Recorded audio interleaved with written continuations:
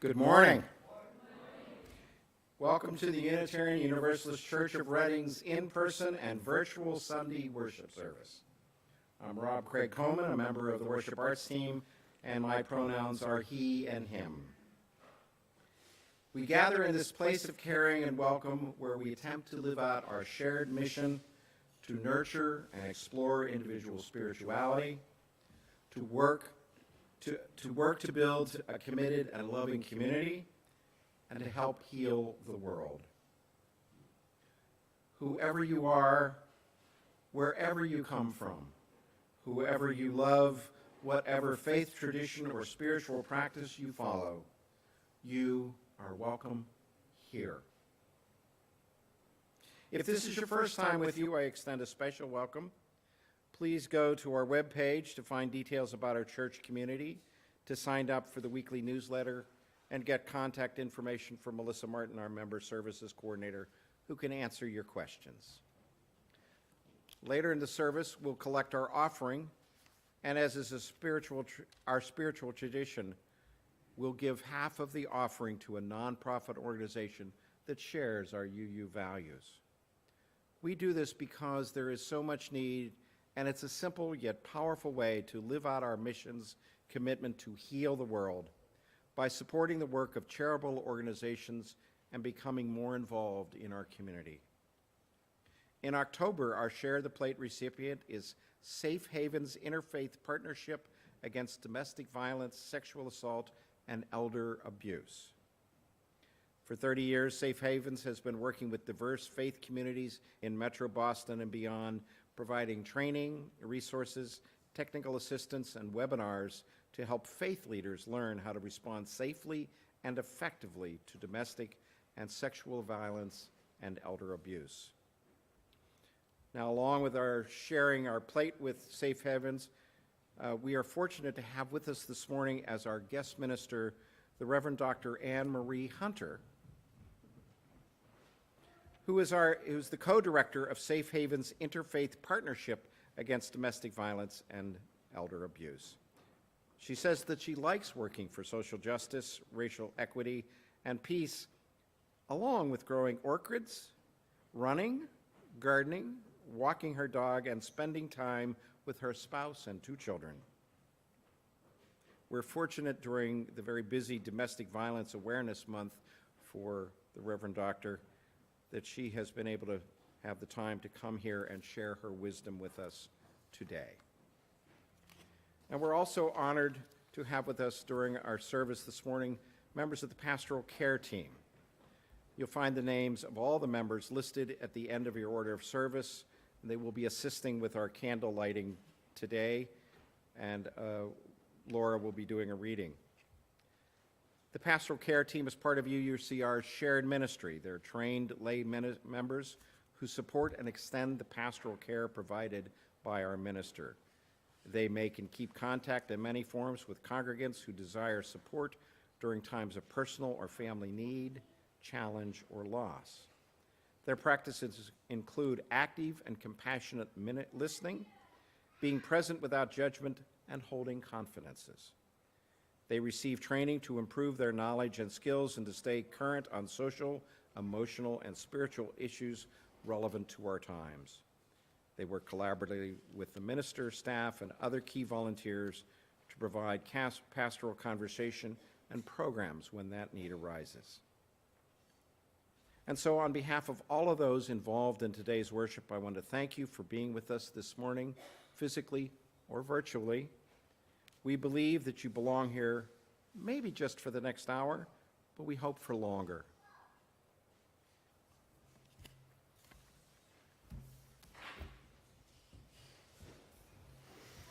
Good morning, everyone.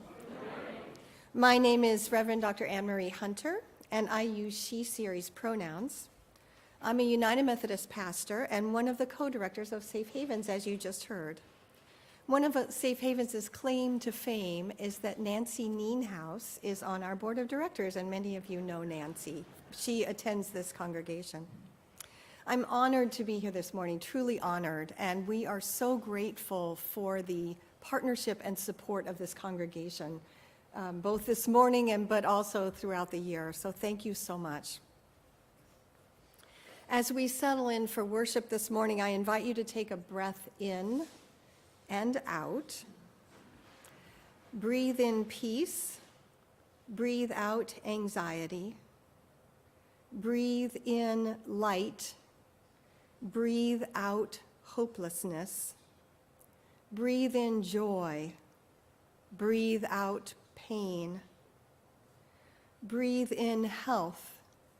Breathe out brokenness. Breathe in trust and breathe out panic. Breathe in the divine breath of life. And I'd like to invite you now to take a moment to give thanks for one thing that has happened so far this morning that you've not yet had time to be thankful for, and offer your own prayer of gratitude.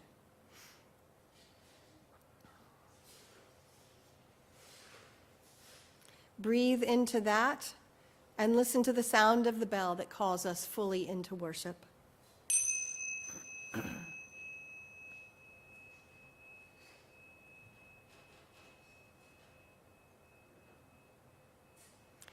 October is Domestic Violence Awareness Month. At Safe Havens, we work tirelessly to end domestic violence and elder abuse. We believe that one of the best ways to do that is to harness the power of faith communities and faithful people, just like those I see here at UUCR, to break the silence, to support survivors, to prevent abuse in the next generation, and to create and nurture lasting social change.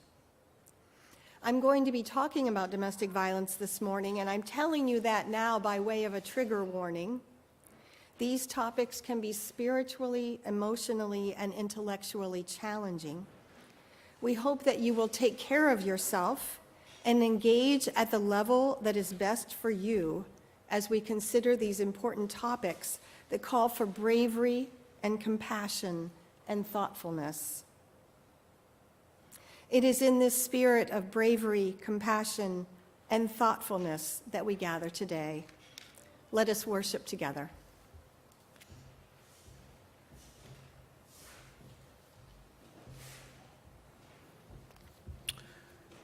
On Sunday mornings, Unitarian Universalists across the world light their flaming chalice, the symbol of our shared Unitarian Universalist faith.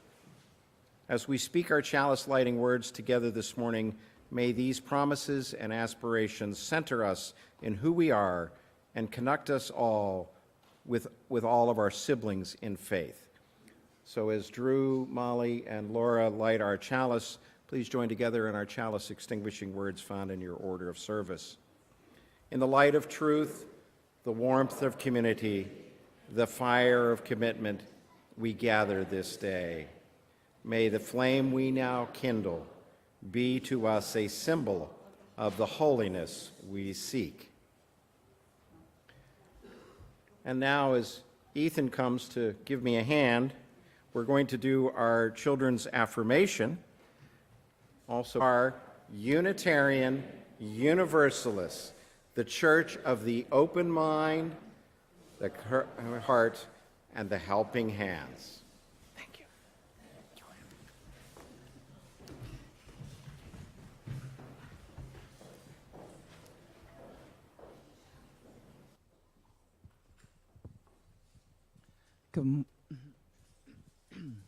Good morning, everyone. It's good to see you all. Thank you, Reverend Hunter, for the meditation that you began with us in your opening words. We can sing meditations as well, and we're going to sing one that's in our Teal Hymnal, 1009, and we can choose in the many ways there are to meditate. You can choose in this one the way you want to sing. So for low voices, the lower line is nice and comfy, and we'll start with that. And then we'll add the melody, which I know many of you know already. And then if you're a high voice person and you want to do the descant, we'll add that in as well as we go along. So let's begin. From the beginning, we're going to breathe in and breathe out. Breathe in, breathe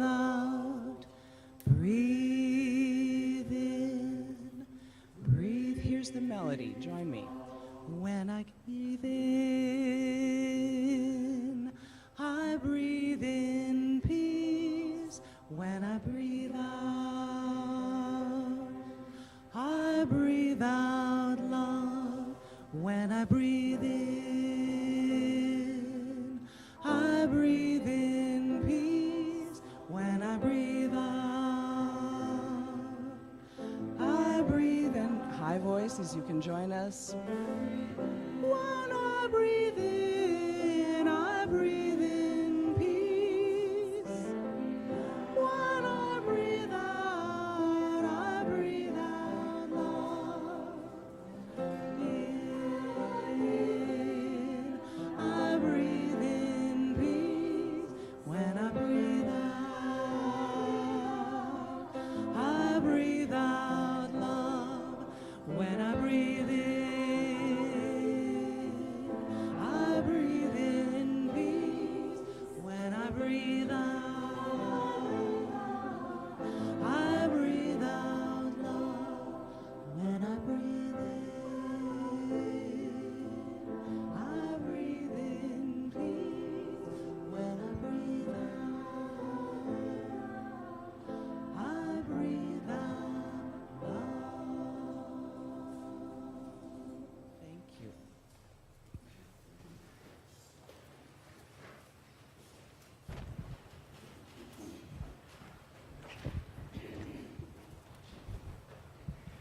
I would like to ask anyone of any age who would like to come up in front to speak with me for a little bit to come forward.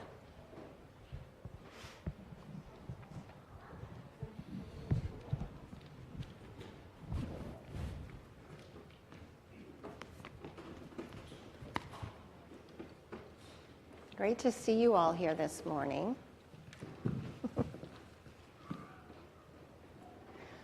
So today in church, we're talking about listening. And you're listening right now, and you probably do a lot of listening in church. So it seems like it's a pretty easy thing, right? We have ears, we listen. But sometimes there's challenges to listening, like sometimes people interrupt, or sometimes there's a lot of noise going on, or sometimes there's distractions. And all of those can make it hard to listen. Sometimes also the very hardest things to talk about are the things that are most important to us. And that can make it hard to speak and to listen as well, right? So I want to ask you a question. How do you feel inside when someone really listens to you?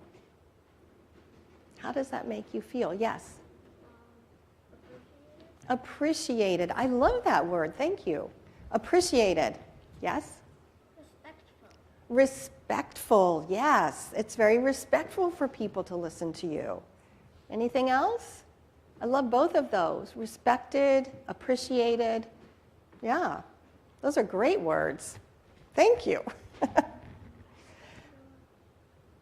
Thank you. So how do you know that someone is listening to you? Yes. Have your eyes on you. That's right. They're looking at you, right? Yeah? How else do you know they're listening to you? Anything else? Yes? They're not turning their backs on you. That's right. They're facing you. They're looking at you. Yes? Their eyes are facing someone else. Exactly. They're not distracted looking around the room. Let me ask you this. If you're talking to me and I'm doing this, does that make you feel listened to? If I'm sort of, are you feeling listened to? Someone looking at their phone or being distracted by something going on in the room, it doesn't make us feel listened to, right? It just doesn't. So I have 2 prayers for you this morning. The first one is that you will always have someone, or maybe several someones in your life, who really listen to you. So you come home from school, you come home from sports practice or a play date or something like that, and they say, how was it? How did you have fun? What happened? And they look at you and they face you and they listen to what you're saying. So that's my first prayer for you, that you have someone who does that, and maybe many someones who do that. Because that's how people show that they love you. They respect you, they appreciate you, they love you, right? And that's also how we grow. We grow when people listen to us and help us hear ourselves and what's happening. And my second prayer for you is that you will all try really hard to listen as well. And I want you to listen for 3 things, okay? I want you first to listen to your own heart. What's important to you? Where do you feel drawn? What's exciting? What do you want to run toward? Listen to your heart, and I think that will help you understand what you're passionate about. But second of all, I want you to listen to the people that you love.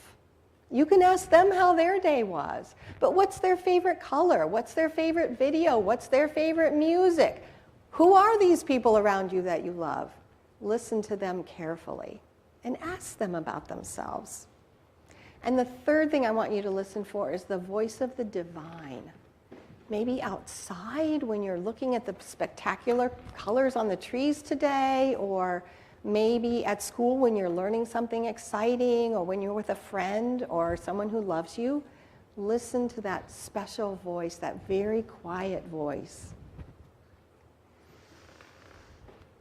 You might also hear that voice in the world where there's people who need you and need what you have to offer in the world. So there was this old Greek guy. His name was Epictetus. And he said, we have 1 mouth and 2 ears so that we can listen twice as much as we talk. So remember that also. It's always important to listen. Being listened to and really heard is one of the most sacred things that can happen to you. And it's how you show others that you love them. It's also, interestingly, written into the mission of this church that we will listen to everyone and hear what everyone has to say. So it's part of your mission as a community as well to listen. So, thank you all so much for listening and for your answers to my questions. Thank you. So it's time for our children to go down. Time for our children to go down to RE, and we're going to sing them out as we always do in our loving way, sending them off with our traveling music.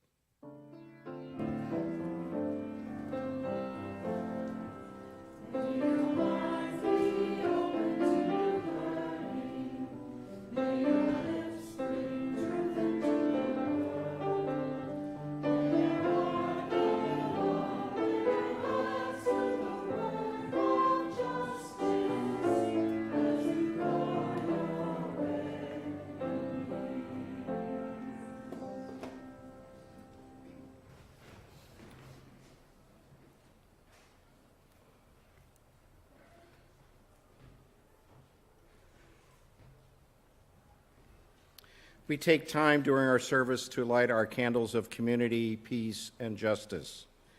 And today I'm assisted by Laura Cavicchio. We light our red candle of community to signify our interconnection, whether here in the sanctuary, online, or watching this service even later in the week or some future date. May the light we kindle ripple out to you wherever you are. We light our blue candle of peace for places here and around the world where people live with the threat of war and violence. We hold in our hearts the people of Ukraine who continue to live with the threat of violence at a large scale, and we hold in our hearts those who are threatened, maybe even in their own homes, with violence. We light our candle of justice, our yellow candle of justice. May all people everywhere live their lives in freedom, and may we do our part in the work for justice and liberation for all in our global community. And we take this moment to pledge ourselves anew to the work of love. May these flames burn bright and strong in each of us.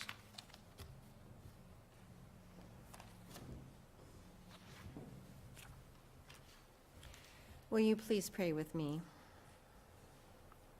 Spirit of life, for the gift of this new day, for waking again from the dreams of the night, for our bodies strengthened and our minds renewed, thanks be to you. We are grateful for the gift of another breath and for each moment of connection, beauty, and truth. We give thanks for every opportunity to hear our loved ones, to hear those we don't yet know, to hear your voice. And we give thanks for every time that we feel the blessing of being heard. As the freshness of the new day awakens us, we pause to listen for the heartbeat of your presence in all things, pulsing in the light of distant galaxies, murmuring in the waves of the incoming tide, sounding in the depths of our own souls, and vibrating in each vein of the earth's body. One sound as vast as the universe, one universe filled with presence, one life within every life. In the freshness of the new day, in the stillness that surrounds us, in the depths of our own souls, we pause to listen. Amen.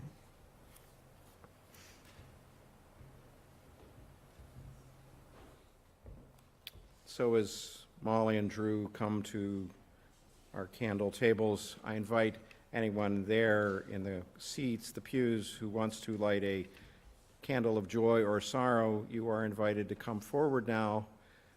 We'll also let you know that if this being a place of sanctuary, if you would rather not be on camera, the candles on this side are not in the shot that goes out into the world. So if you would like some privacy as you do so, select this table. Not so for this one. Let us share our silent joys and sorrows now.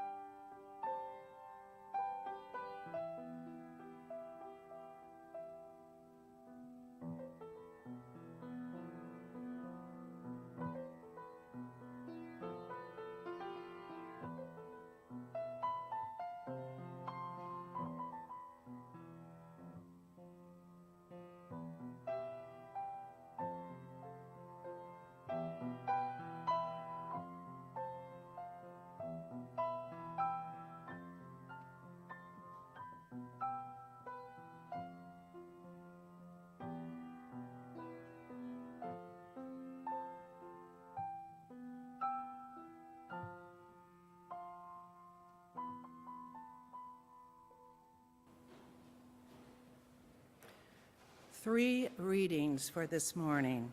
The first by Thich Nhat Hanh. Deep listening is the kind of listening that can help relieve the suffering of another person. You listen with only one purpose: to help them to empty their heart. 1 hour of compassionate, deep listening can bring about transformation and healing. And now words by Kay Lindahl. Listening is a creative force. Something quite wonderful occurs when we are listened to fully. We expand, ideas come to life and grow. We remember who we are. Some speak of this force as a creative fountain within us that springs forth. Others call it the inner spirit, intelligence, true self. Whatever this force is called, it shrivels up when we are not listened to, and it thrives when we are. And lastly, Jalal al-Din Muhammad Rumi.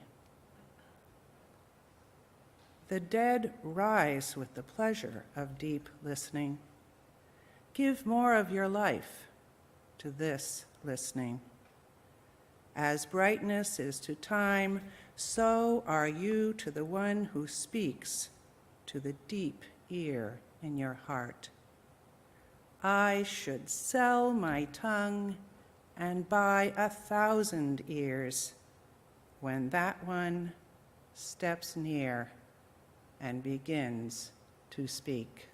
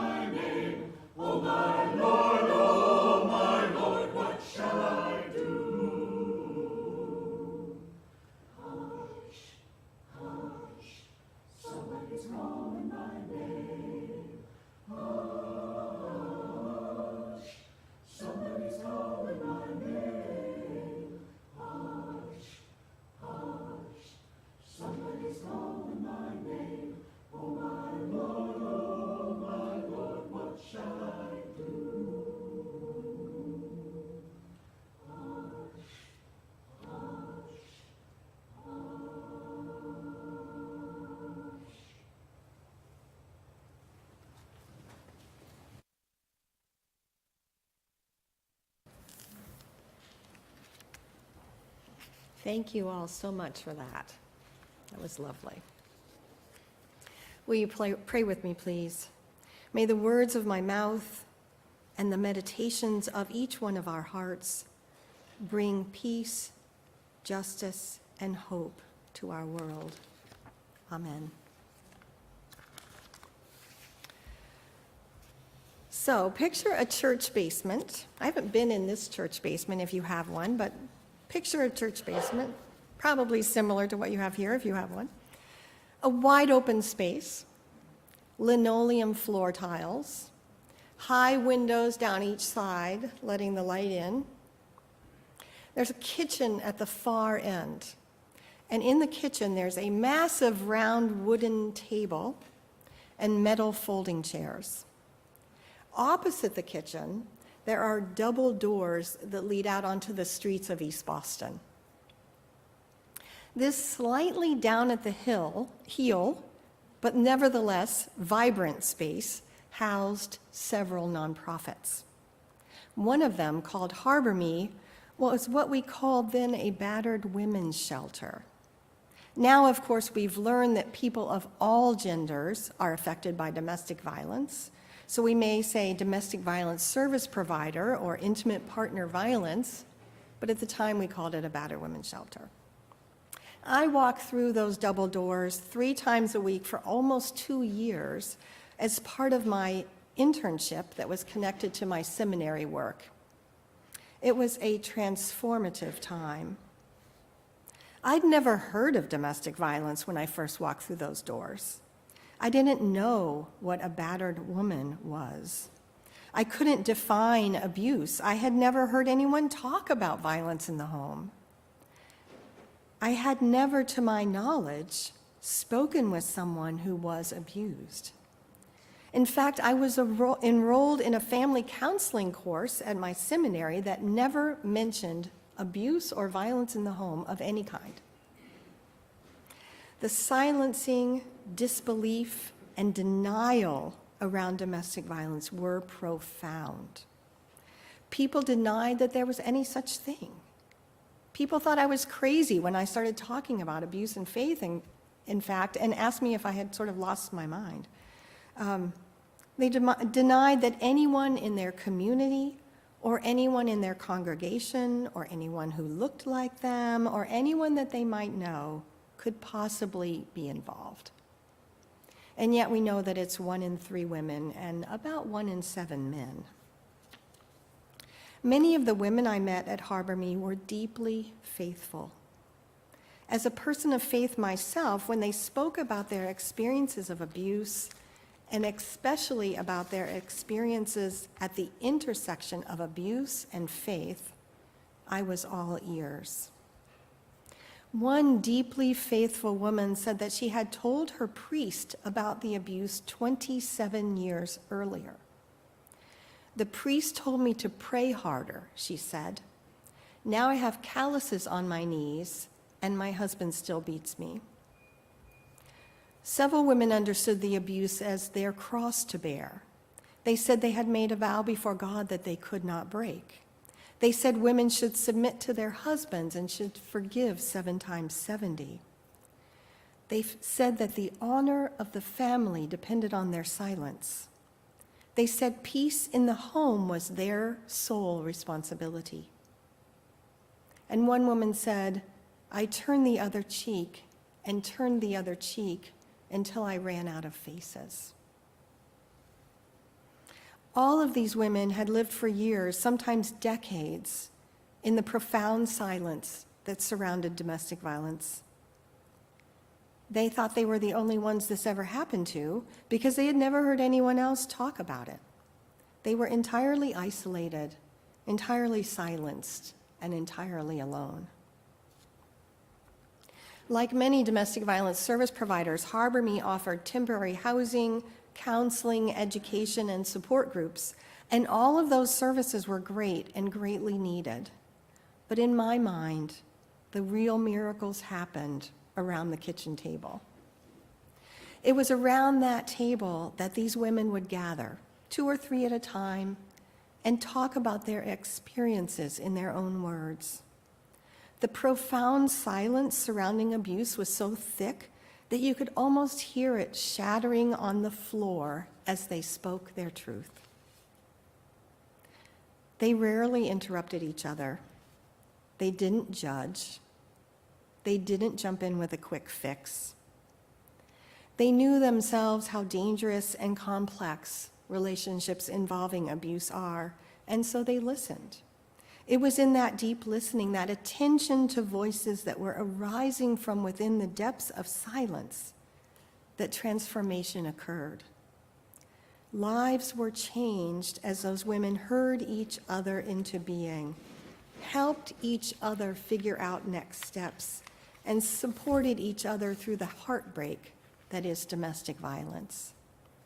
It all began with a round kitchen table, a coffee pot, and time to listen. So much has changed since then. Now we use terms like intimate partner violence and gender-based violence. And now we know about trauma and post-traumatic stress disorder and coercive control and the adverse childhood experiences study. And yet my mind keeps returning to that round kitchen table and the miracle of being able to talk about your experiences, and the even greater miracle of being heard. Meaningfully, profoundly heard. It's a miracle when the silence is broken. It is a miracle when we can speak fully of our experience, and it is a miracle when we are heard. Many survivors of domestic violence speak about how freeing it is to be able to tell another human being about the abuse. It only takes one person to break through the business as usual silence and to understand. Sometimes even survivors themselves don't realize how silenced they are, how unheard they have been. One woman described her long marriage to a man who was an internationally renowned psychiatrist. He was affluent, he was well-educated, he was a pillar of his congregation, he was a supporter of the arts, he was well-respected in the community, and he was also an abuser. One morning they were on their way to a conference where he was presenting a highly acclaimed paper, and she was signed up for the spouse's tour of New York City. They were waiting to cross the street when she exclaimed, "What a beautiful building." Her husband turned to her with a sort of nasty sneer on his face. "What, you mean that ugly building that's just like every other ugly building on this ugly street?" At that moment, the light changed. Another pedestrian stepped from behind them and said to the woman, "You're right, that is a beautiful building." And she turned to the husband and said, "And you, sir, are a horse's patoot." And she walked on. I know about this story because the woman involved wrote about it as a pivotal and transformative moment in her life. She went on to separate from her husband and build a life for herself and her family. What set her free? One person, just one person, who heard her and understood her and affirmed her reality. It only took 10 seconds. That one person shattered the years and layers of silence. Judith Herman, a writer and scholar famous for her research on trauma and recovery, published an article that suggests that being heard is a critically important component of justice and healing for survivors of abuse. Just to be heard, acknowledged, affirmed, and treated with compassion. Which is why we at Safe Havens believe that faith communities and faithful people, such as each one of us in this room, have such a unique and profound role to play in ending abuse and healing those who have been affected. I mean, as faith communities, we've got this, right? This is our forte. Listening as a spiritual discipline goes back generations in many faith and cultural traditions, and often begins with human beings being told to give ear, or hear, or hearken, or listen to God, or to creation, or to one another. We are told to listen with open hearts, open ears, and open minds. The Celtic tradition speaks of listening for the heartbeat of God. The Benedictine tradition tells us to listen with the ear of our heart. Rumi tells us to sell our mouth and buy 1,000 ears. In Life Together, Dietrich Bonhoeffer says, often a person can be helped merely by having someone who will listen to them seriously. And David Mathis adds, at times, what our neighbors need most is for someone else to know. Sikh activist Valerie Carr comments, the most critical part of listening is asking what matters to them, not what I think matters. In today's world, where many of us are surrounded daily by noise, static, false narratives, misinformation, interruptions, lies, and trivialities, listening is more important than ever.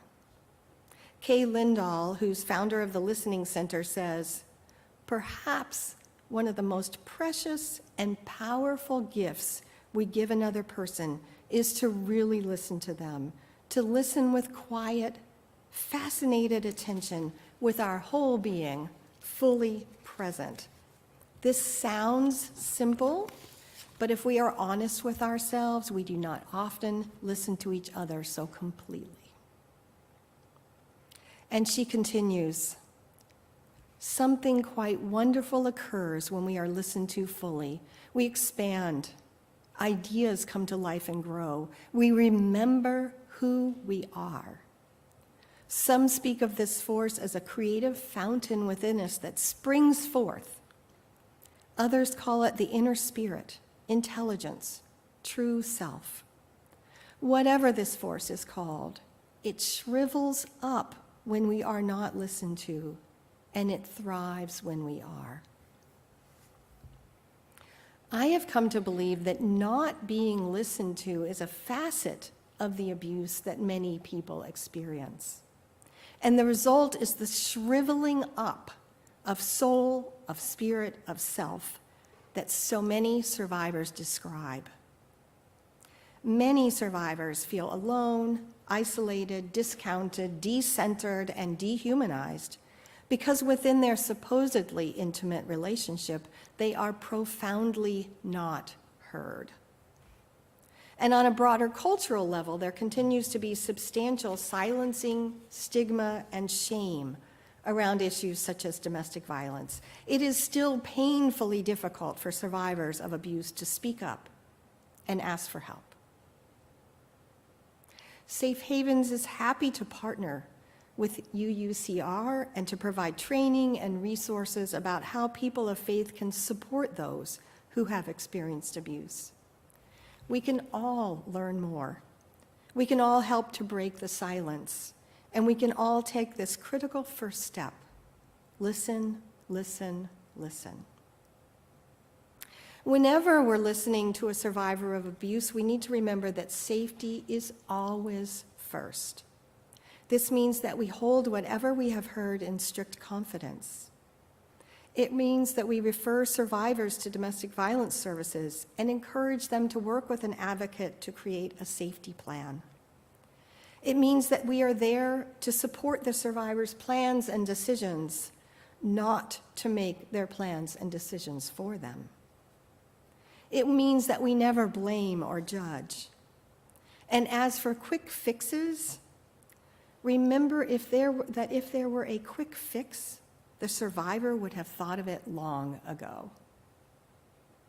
It may be a while before the person experiencing abuse is ready to speak, is ready to act, and during that time, being present and listening with the ears of our hearts must be enough.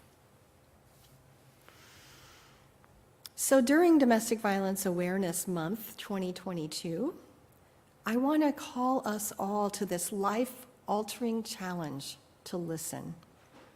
It is by listening with the ears of our hearts and with every fiber of our beings that the inner spirit, the intelligence, and the true self of those who have been affected by violence and abuse may begin to move toward healing and restoration. I love Rumi's imagery to sell my mouth and buy 1,000 ears. I can't actually do that, but I won't need to. Collectively, we are the 1,000 ears. Collectively, as interfaith communities, we are the 10,000 ears, the million ears. Together, we can hear the truth of our siblings, acknowledge the pain, and bring survivors of abuse to safety and healing. Together we can expand and grow and learn and bring ideas to life and remember who we are. Together we can heal and thrive. Amen.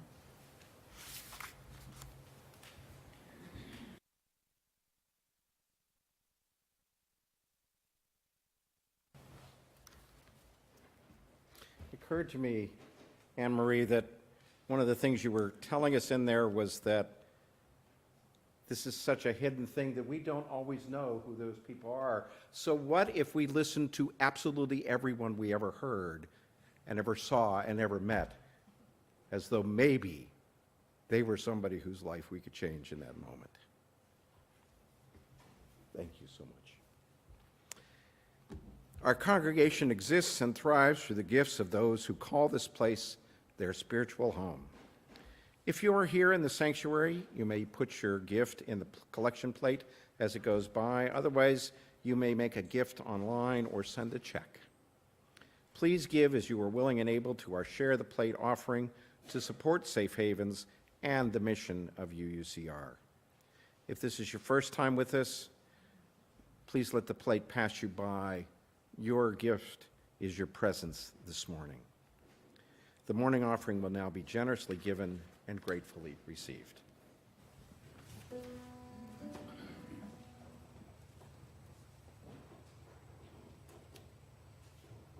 We shall be known by the company we keep, by the ones who circle round to tend these fires. We shall be known by the ones who sow and reap the seeds of change, alive from deep within the earth. It is time now. It is time now that we thrive. It is time we lead ourselves into the well.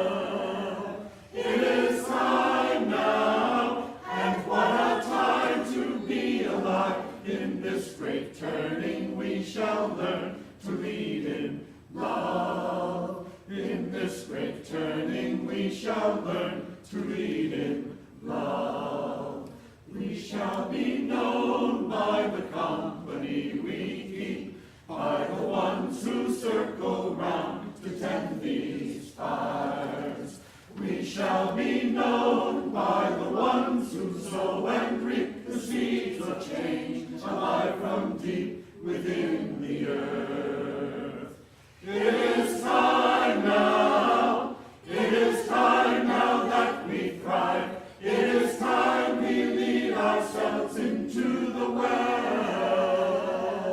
It is time now, and what a time to be alive. In this great turning we shall learn to lead in love. In this great turning we shall learn to lead in love.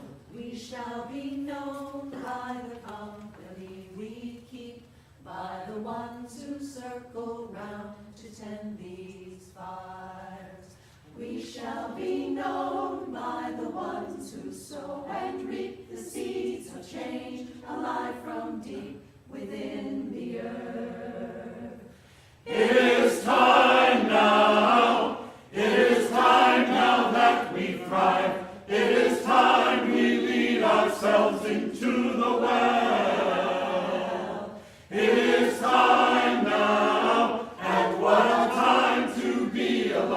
In this great turning we shall learn to lead in love. In this great turning we shall learn to lead in love. In this great turning we shall learn to lead in love. In this great turning we shall learn to lead in love.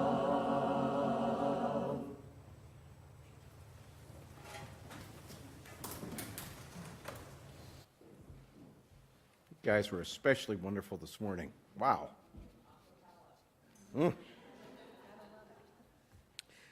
So this is the part of our service we call our congregational life, where you are invited to more deeply engage in the life of our church.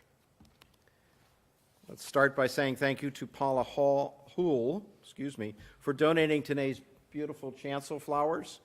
They are donated in honor of her mother, Lucia Houle, on her heavenly birthday.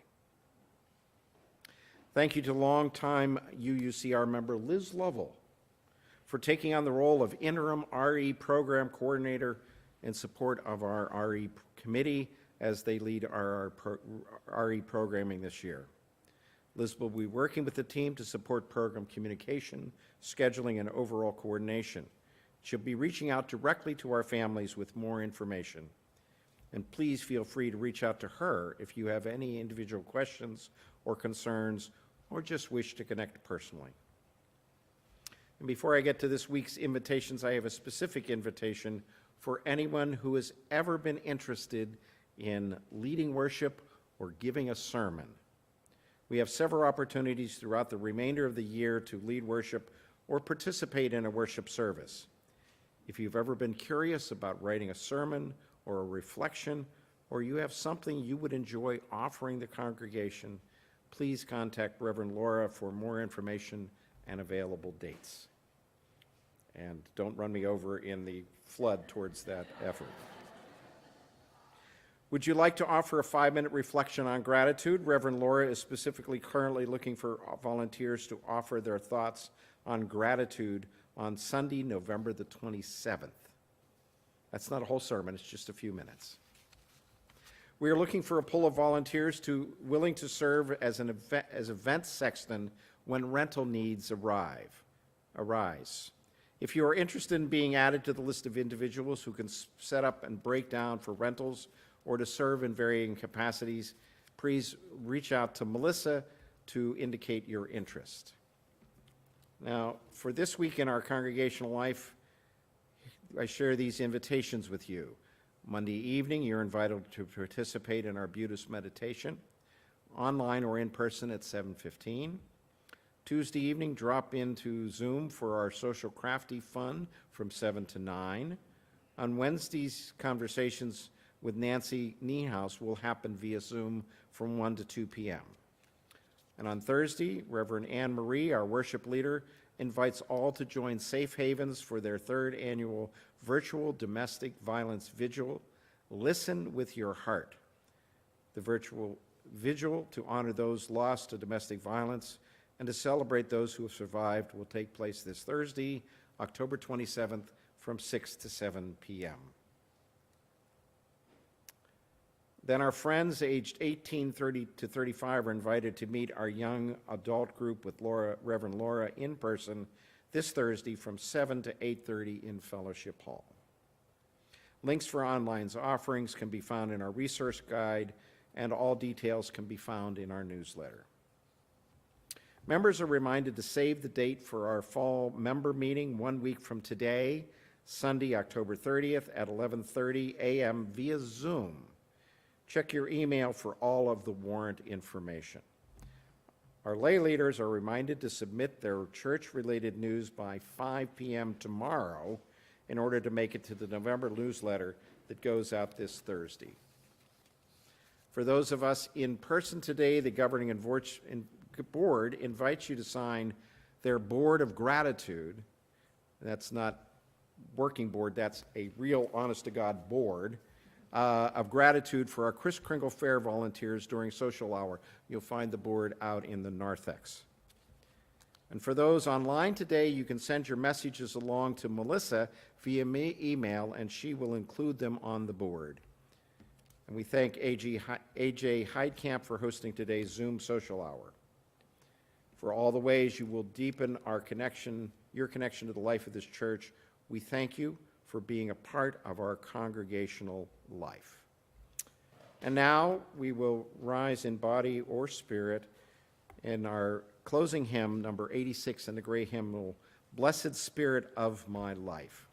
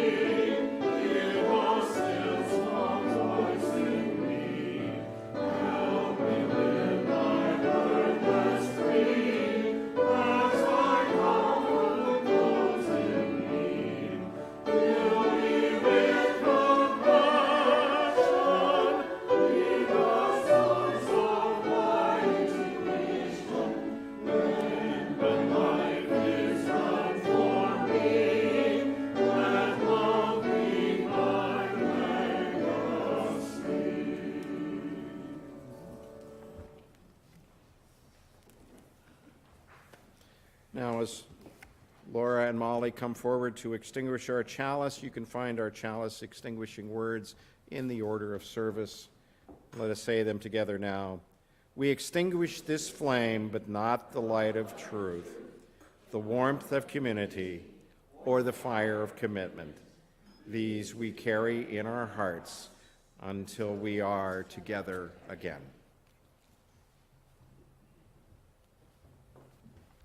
Before us, in the shape of this day, may we listen for unexpected surgings of new life. Around us, in the people we know and love, may we listen for unopened gifts of promise. Within us, in the familiar sanctuary of our own souls, may we listen for the murmurings of the divine.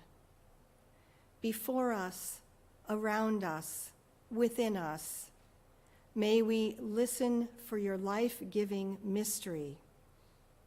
Before us, around us, within us. Amen.